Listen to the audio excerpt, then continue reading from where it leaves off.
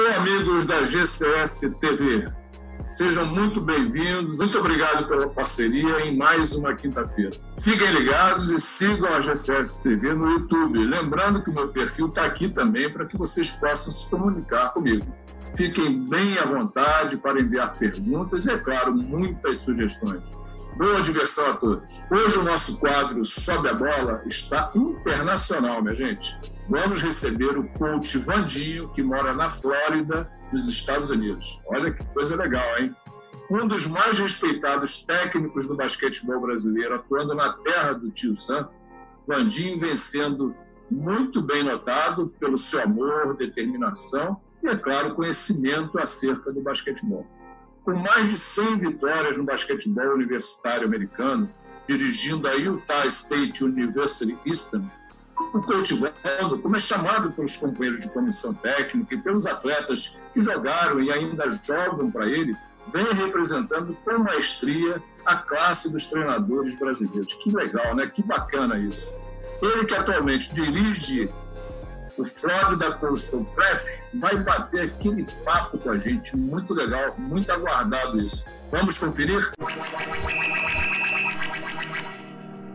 Que prazer enorme ter você aqui com a gente, Vandinho. Ô, Bira, é um prazer estar na cobertura do Birabelo. Muito obrigado pela oportunidade, muito obrigado pelo convite. Acho que vai ser um tempo legal aqui. Muito obrigado. E vamos lá, vamos conversar um pouquinho, né? Conta pra gente como é que foi essa sua trajetória, né, até chegar à posição de head coach nos Estados Unidos. Bom, eu sou formado em Educação Física pela FEFISA, que é a Faculdade de Educação Física de Santo André, que hoje já não existe mais. Passei por todas as categorias de base, desde escolinha até o Sub-19, né? Trabalhei no Paulistano, no Ipiranga, em alguns clubes, né? Então deu para pegar tudo entre a base até o adulto. Daí comecei a trabalhar no adulto, no Paulistano, trabalhei um pouco no interior de São Paulo, em São José do Rio Preto. Daí virei cigano, Bira. Fui até o Amapá, depois eu desci até Santa Catarina. Então deu para rodar um pouco. Você sabe que a técnica de adulto a gente roda um pouco, bastante. É verdade. Então deu para rodar um pouco esses lugares e, como você falou, deu para ver a realidade de cada um deles. E em 2008 eu recebi um convite do técnico, na época do head coach da Utah State University Eastern, que era um rapaz que jogava junto com o Rafael Baby Araújo na universidade. E ele, em contato com o Rafael, falou para ele: o teu técnico não quer vir aqui ser um assistente meu? E aí ele me fez o convite. Eu estava em Blumenau na época e era o meu sonho. Falei assim: eu vou até de bicicleta, cara, não tem problema nenhum. E aí ele me deu essa oportunidade de vir para cá, e desde então fiquei 12 anos lá, né? 4 como assistente técnico e 8 como head coach. E agora estou nesse novo lugar aqui, Florida Coastal Prep. Então esse foi o caminho até chegar aqui. Queria mostrar um pouco da nossa estrutura aqui na Florida Coastal Prep. E aqui é onde a gente tem uma sala, um espaço bem grande que a gente usa para fazer as refeições, né? E a gente descansa aqui também um pouco, né? Mas aqui onde a gente tem ali a cozinha, né? Onde é preparado tudo. Aquela porta ali, a gente vai para um lugar onde tem todas as máquinas de cardio, né? Então a gente tem bicicletas, elliptical, esteiras. Vocês estão vendo algumas janelas ali, ó. Que essa janela ela desce para o nosso ginásio de treino. Ali naquela divisória ali, a gente tem um espaço que dá para a gente trabalhar algum alongamento com o time, né? O legal disso tudo, né, é que é centralizado num lugar só. né? Então o atleta ele faz as refeições aqui, ele tem a academia nossa é no outro piso, então ele faz academia, o alongamento, faz as coisas aqui, ele faz as refeições aqui e fica tudo sendo centralizado e a gente acaba otimizando o tempo. E a gente tem um outro ginásio que é o nosso ginásio de jogo, mas esse aqui é o nosso dia a dia. Bacana, bacana. Você teve experiência em todas as faixas etárias, em vários estados do nosso Brasil, e agora há 12 anos nos Estados Unidos, trabalhando, com esse tempo todo atuando como assistente técnico, head coach. Você, Vandinho, já tem uma opinião formada sobre o porquê os Estados Unidos dominam o basquetebol mundial, tanto no masculino quanto no feminino? Olha, Bira, eu acho que com certeza é por causa da base. Tem muita criança jogando, praticando basquete, né? E nenhuma delas perde a oportunidade. Por quê? Porque o nosso sistema no Brasil é um sistema clubista. Então, muitas crianças ficam sem a oportunidade de jogar basquete. E aqui não. Aqui é na escola. Então, a criança ela tem a oportunidade de jogar. Vai dela querer ou não jogar, mas ela tem a oportunidade. Então, a gente tem um número de praticantes aqui, tanto no naipe masculino e feminino, é infinitamente superior a todo o resto do mundo. Então, isso faz com que você tenha uma grande quantidade de pessoas praticando e, consequentemente, você tira a qualidade. Então, é isso que eu falo. A base da pirâmide aqui dos Estados Unidos ela é bem larga. E disso você consegue ir, conforme subindo o nível, você tira uma qualidade muito grande, né? E isso faz com que o americano domine tanto o masculino quanto o feminino. Porque a gente vê nas principais competições, né, e talvez a principal delas, né, que é os Jogos Olímpicos, né, eles dificilmente perdem, né? A gente vê sempre eles vencendo todas as competições, principalmente em Jogos Olímpicos. As meninas, então, e sobre essa questão da pirâmide, né, muita gente praticando, né, poucos, a gente sabe, vão chegar lá em cima, os outros vão ficando pelo meio do caminho, mas gostam do basquetebol, né? Criam aquele hábito de gostar de basquete. Fala um pouquinho sobre isso, Vandinho. É interessante a gente saber isso também. Então, essas pessoas que não conseguem... Por exemplo, já tem um corte muito grande quando você sai da high school para o college, né? Para a universidade. E daí tem um outro corte imenso que daí você sai de lá para NBA ou profissionalismo.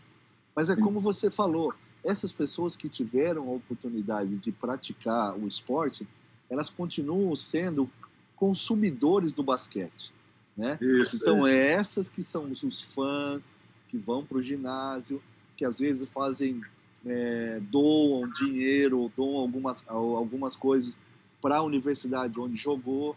Então, ela acaba se envolvendo de um outro meio, ou, por exemplo, acaba sendo um booster, que na realidade booster é como se fosse um patrocinador da sua universidade, né?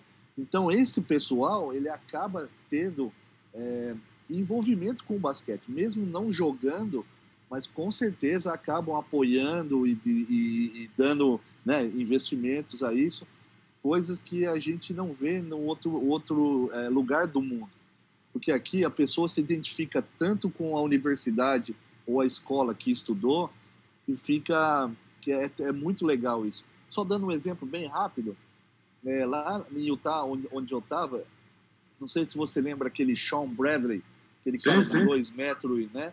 Ele saiu de uma high school de uma cidade próxima à minha lá. A cidade, Bira, tem 6 mil pessoas, certo? Ele doou o ginásio para a high school dele de 5 mil. Quer dizer, a cidade inteira quase cabe dentro do ginásio da high school que o cara deu lá, né? É impressionante. E você vai lá, todo mundo vai ver o jogo, porque é a única coisa que tem na cidade.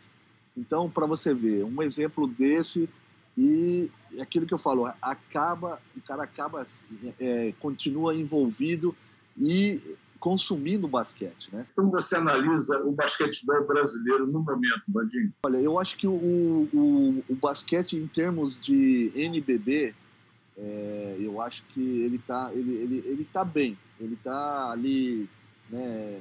A NBB está conseguindo, né, fazendo com que esse basquete tenha popularidade na TV e alguns encontros com NBA. Então, nisso está ótimo, tá tudo bem. Eu acho, Bira, o que está faltando ainda no nosso país é aquilo que eu falo que é a diferença aqui nos Estados Unidos. Número de praticantes, né? Nós temos que popularizar o basquete no Brasil de novo. Nós perdemos muito espaço, né, para outros esportes e essas crianças não estão vindo praticar o basquete por causa disso. Então, a gente antigamente tinha ídolos, a gente tinha títulos, né, ou então sempre ficava ali no pódio, alguma coisa assim. Isso chama muita a atenção das crianças, né, porque da mídia, sai na televisão. Então, eu acho assim, a diferença é que se você vê na parte de profissional, eu acho que o Brasil está bem, tá ótimo. Mas esse profissional aí, ele está começando a envelhecer. E a gente tem que começar a repor essas peças por aí. E para repor essas peças, nós temos que fazer com que as pessoas pratiquem o basquete, né?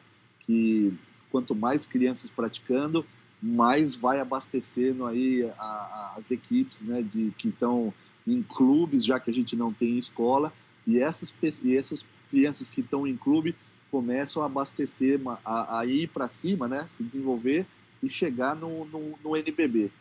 Eu acho que o grande desafio nosso é você ter essa base da pirâmide no Brasil larga e você capacitar alguns profissionais, né, para que comecem a trazer essas crianças e que esses profissionais consigam transmitir conhecimento e fazer com que essas crianças gostem de jogar basquete. E eu acho que por aí é o caminho. Eu também concordo muito com o que você falou. Eu acho que a gente tem que aumentar essa base. A base nossa está muito pequena. Pretendes, amigo, algum dia falar assim, vou arrumar minhas malas e vou voltar para o meu Brasil? Tenho muita saudade do Brasil, gosto do meu país, eu sou brasileiro. Né? Que beleza. E gosto eu tenho orgulho de ser brasileiro. Aqui nos Estados Unidos, os caras até falam que aquele brasileiro lá, aquele coach lá, não sei o quê. Então eu tenho orgulho disso, né?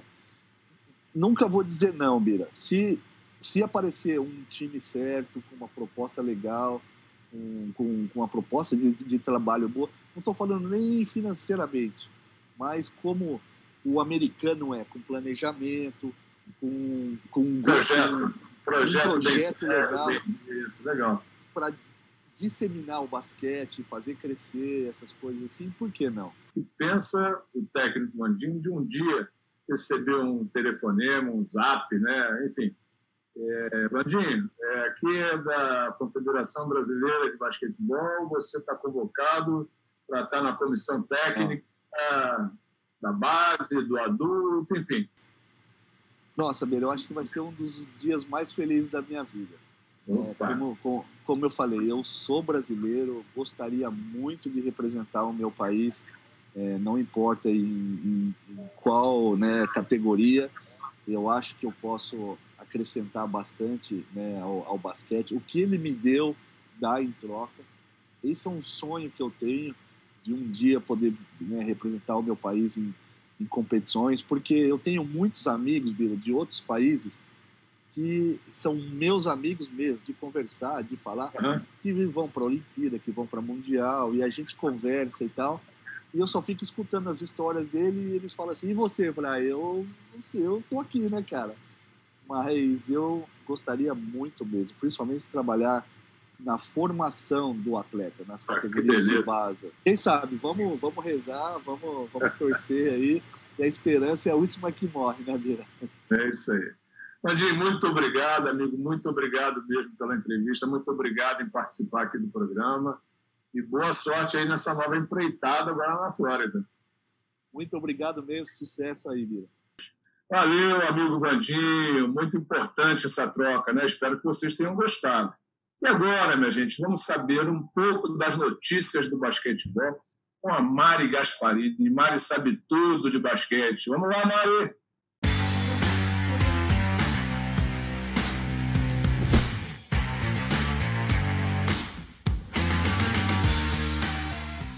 E aí, pessoal, tudo bem? Sejam bem-vindos ao Notícias do Basquetebol e bora saber o que está acontecendo no universo do basquete. E a equipe sub-19 do Flamengo foi campeã carioca em clássico, hein? Foi 84-56 em cima do Fluminense. Os meninos da Gávea aí conseguiram o título invicto. Parabéns! Bom, e essa semana tivemos mais NBB, dá uma olhada aí na tabela como é que tá. Tivemos uma mudança na liderança novamente, agora o São Paulo é o líder. Bauru antes era o único invicto do campeonato, mas com a derrota que teve pro Flamengo e pro Pato, já não é mais. Então bora conferir as partidas que rolaram essa semana.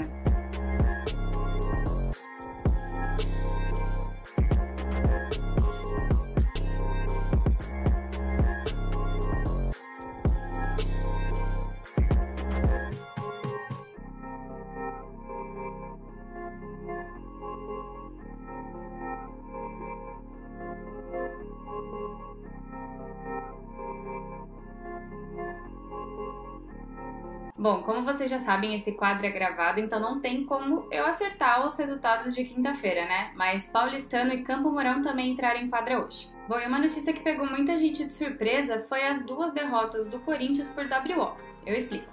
O Departamento Médico do Corinthians identificou que 8 atletas do clube estavam com Covid-19.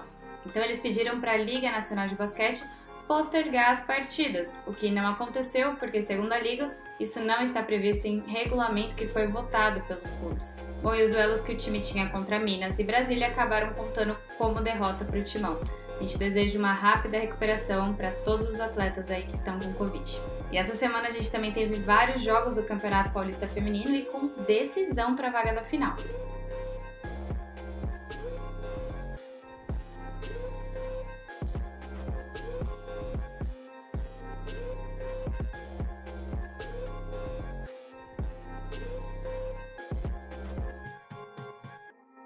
Bom, com isso, Campinas e Ituano estão na final do Campeonato Paulista de 2020. A decisão vai acontecer no próximo sábado, 19, mas o local e o horário ainda serão definidos. Notícias do basquetebol fica por aqui. Até a próxima! Valeu, Mari. Muito bacana. Muito obrigado. No nosso quadro, Além das Quatro Linhas, vamos receber o professor Lula Ferreira, que atualmente é o supervisor de operações de esportes do SESI São Paulo, atuando no basquetebol de Franca, o SESI Franca, e no basquetebol de Araraquara, o SESI Araraquara. Lembrando que o SESI Franca é o masculino e o SESI Araraquara é o feminino. Lula esteve como técnico durante muitos anos em grandes equipes, como o Coque Ribeirão Preto e o Universo Brasília, onde conquistou títulos fantásticos, além de uma participação excelente na seleção brasileira. Com isso tudo, ainda sobra um tempo para o Lula se dedicar à presidência da Liga Nacional de Basquetebol. Ufa! Será que esqueci de alguma coisa? Minha gente, professor Lula Ferreira não é pouca coisa não, hein? Vamos conhecer um pouquinho mais do Lula?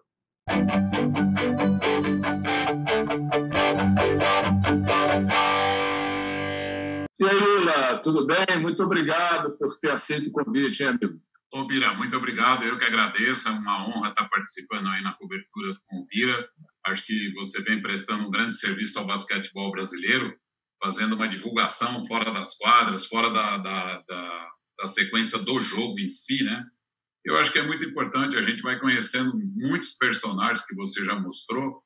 Eu acho que isso só engrandece o basquetebol, que é a modalidade que nós somos apaixonados, né?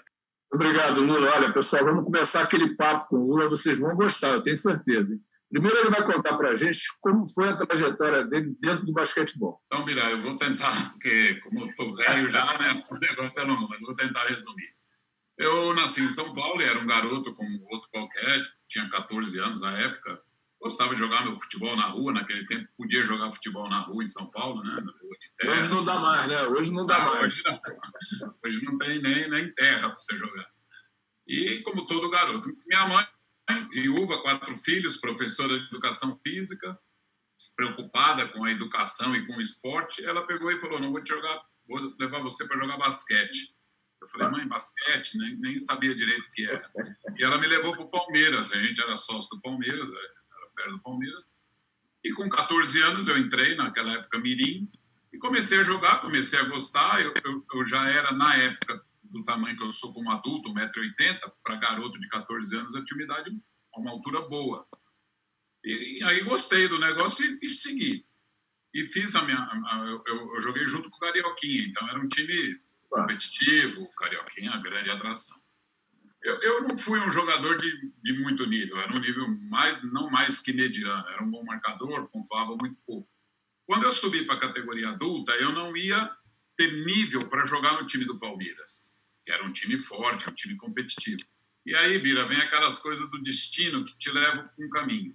O meu técnico, que foi meu técnico durante a trajetória inteira de categoria de base, o Bauru, ele saiu do Palmeiras e foi para a Hebraica, um time social, que não tinha basquete, e ele foi meio que começar um projeto. Então, o que ele fez? Ele pegou e convidou a mim e alguns outros jogadores que fizeram a mesma trajetória que eu, categoria de base do Palmeiras, mas não seriam aproveitados no time adulto, e levou para a Hebraica. Quando eu fui para lá, eu já estava na faculdade de Educação Física, estava fazendo Educação Física. E aí os dirigentes da Hebraica, outra coincidência da carreira, me ofereceram o seguinte, naquela época não tinha esse valor monetário de hoje, né? Você dava uma ajuda de custo, uma coisinha ali, você sabe como é que era. E aí eles me ofereceram o seguinte, eles falaram, ó, em vez da gente te dar um dinheiro, a gente te dá um emprego de técnico da escolinha, tudo bem? Eu falei, tudo bem. E aí comecei. E por uma coisa que não foi programada, a Bira me ajudou muito, eu não pulei nenhuma categoria. Eu fui técnico, comecei na escolinha, depois fui para o pré-mini, depois para o mini, e assim por diante passei todas as categorias de base. Isso demorou 18 anos. Que bom, hein? É que logo depois, assim, com 5, 6 anos, 3 anos de Hebraica, 4 anos, aí começou a me atrapalhar, quer dizer, eu era jogador e técnico. E aí começou a atrapalhar assim, eu tinha jogo num lugar e tinha que dar treino em outro. Aí eu falei, quer saber, eu já estava casado, já tinha filha, não era um grande jogador, meu futuro não seria como jogador. Eu falei, quer saber, eu vou parar de jogar e só ser técnico. Então, tipo, com 27 anos, eu comecei com 22 e peguei e parei. Eu até brinco, né? Brinco com o Elinho Garcia, né? Eu falo, Elinho, quando você quer saber se um cara foi bom jogador ou não, você pergunta com quantos anos começou a ser técnico. Por exemplo, eu comecei com 22, o Elinho começou com 40. Você começa muito cedo a ser técnico, você foi jogador meia boca. É verdade. Comigo foi isso. E aí segui a carreira na Hebraica. Aí, depois de um longo tempo na Hebraica, no ano de 90, eu fui convidado para ir para o Palmeiras. E o Palmeiras era um time forte no futebol, mas já tinha sido forte no basquete, mas estava desativado. E voltou para começar do zero. E aí me chamou e eu aceitei o convite, fui até o pessoal da Hebraica, muito legal.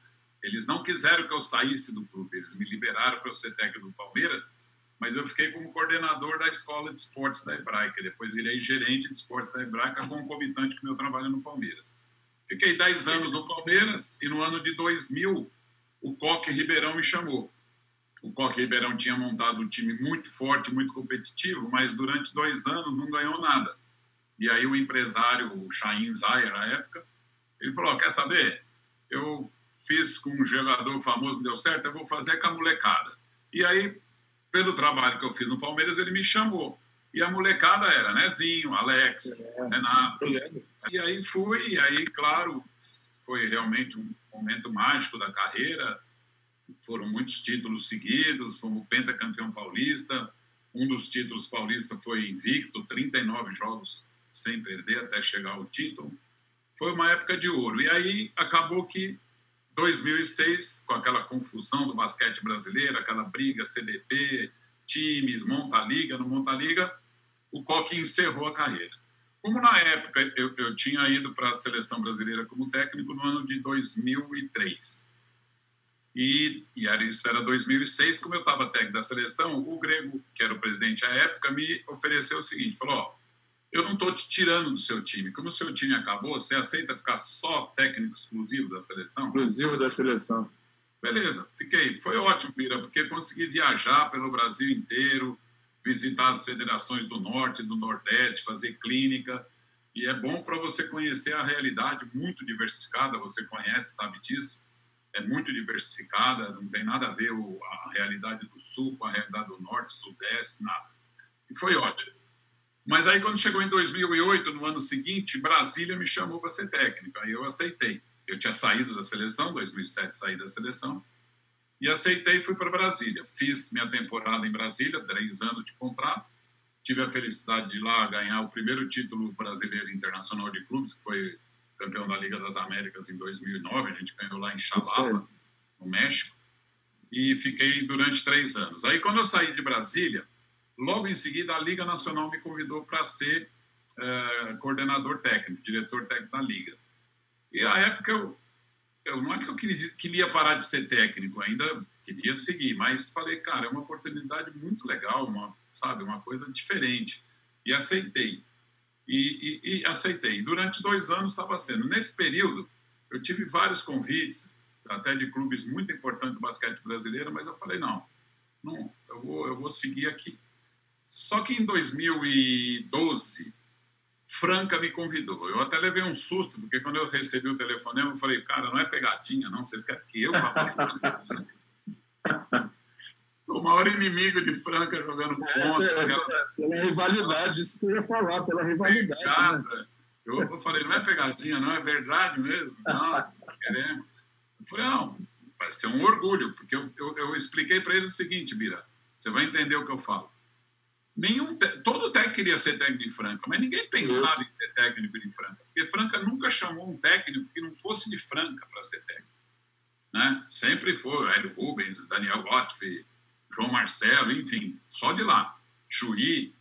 Eu falei, grande honra. Aí eu falei, não, vou aceitar. E também era para fazer um trabalho de renovação. E aí eu falei, me empolguei, porque eu falei, eu aceito desde que Léo Mendel e Lucas Mariano, que eram juvenis à época, fossem do time adulto. Eles toparam, fui, e foi muito legal.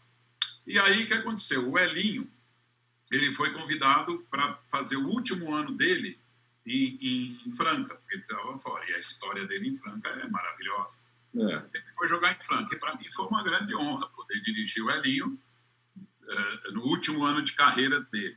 Eu até tive uma iniciativa, respeitando a tradição de Franca, Pira, que quando chegou o último ano dele, ele ia fazer o último jogo. E eu me senti, te juro por Deus, incomodado. Eu falei, cara, eu sou técnico de Franca e legalmente sou eu que vou dirigir o Elinho no último jogo dele. Mas não é direito meu, o direito da história de fazer isso é do Hélio Rubens. É verdade. Uma história junto com ele.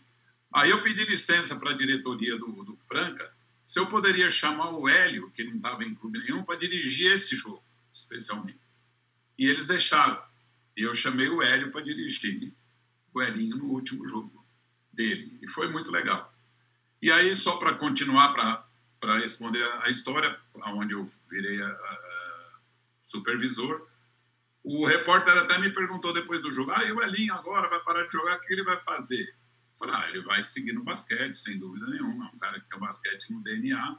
Aí o repórter falou, mas se ele quiser ser o técnico? Eu falei, ele entra no meu lugar. E foi isso que aconteceu. Aí a diretoria, no primeiro ano que o Elinho entrou no basquete, ele entrou como supervisor. E ele ficou um ano de supervisor.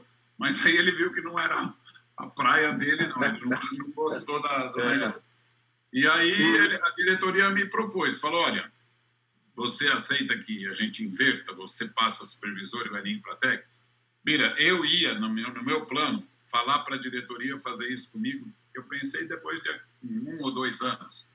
Aí eu falei, eles estão fazendo me oferecendo um cargo que não existe ainda no clube, para que eu faça, e aí estou na supervisão, estou feliz, estou contente, e estou tentando tocar o barco.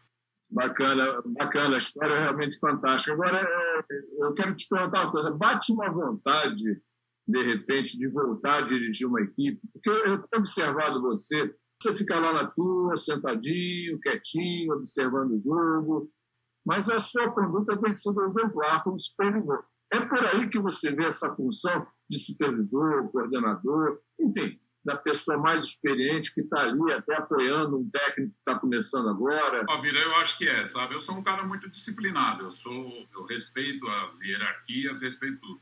Eu acho que o trabalho do supervisor, ele não é na hora do jogo, entendeu? Então, a hora do jogo, ela é exclusivamente do técnico e do assistente técnico. O técnico cuida do time, eu cuido do projeto, da integração com as categorias de base, de ver revelação, de estar abrindo um espaço para esse tipo de trabalho, para profissionais que, ou como for um jogador ou técnico como eu, que nem o Marcelo Vido no Flamengo, o Vanderlei em Bauru.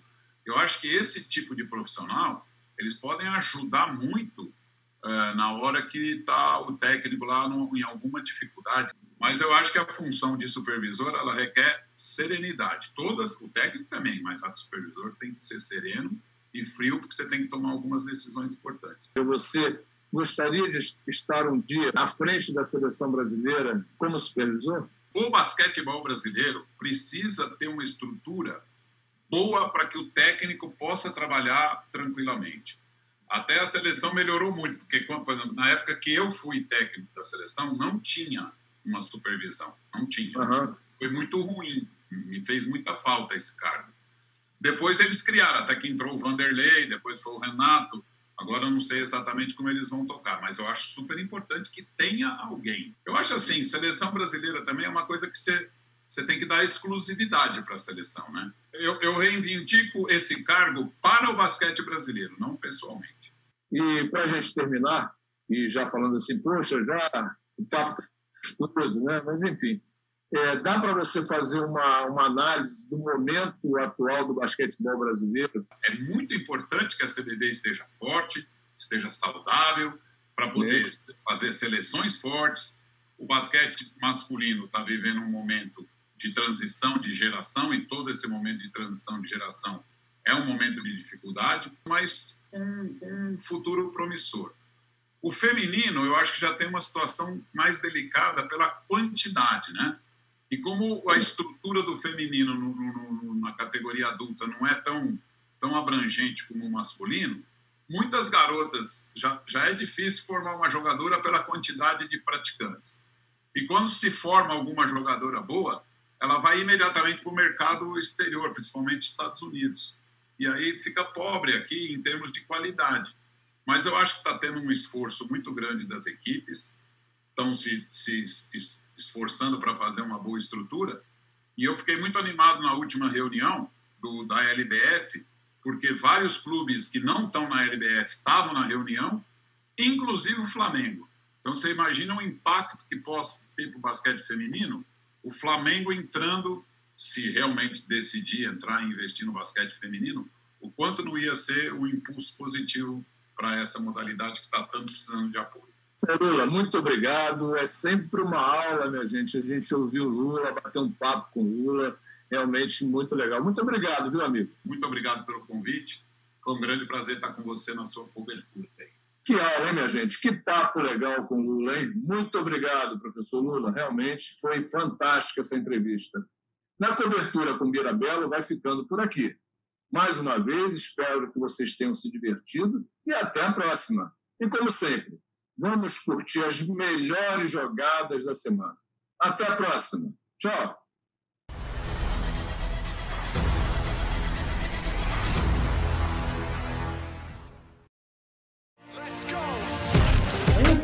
Lá vem a Tainá, com velocidade, bola pro lado, sabe, bola pra três, toca no alto, chora, cara!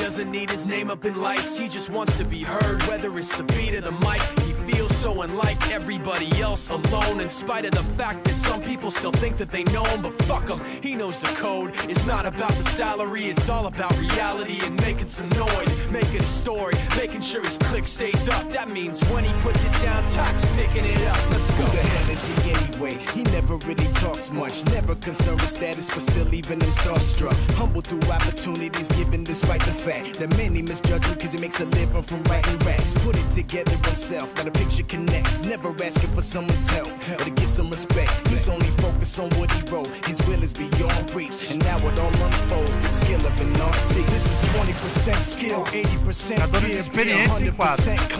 Ó a bola pra Gil, ó. Usa a tabela mais 2.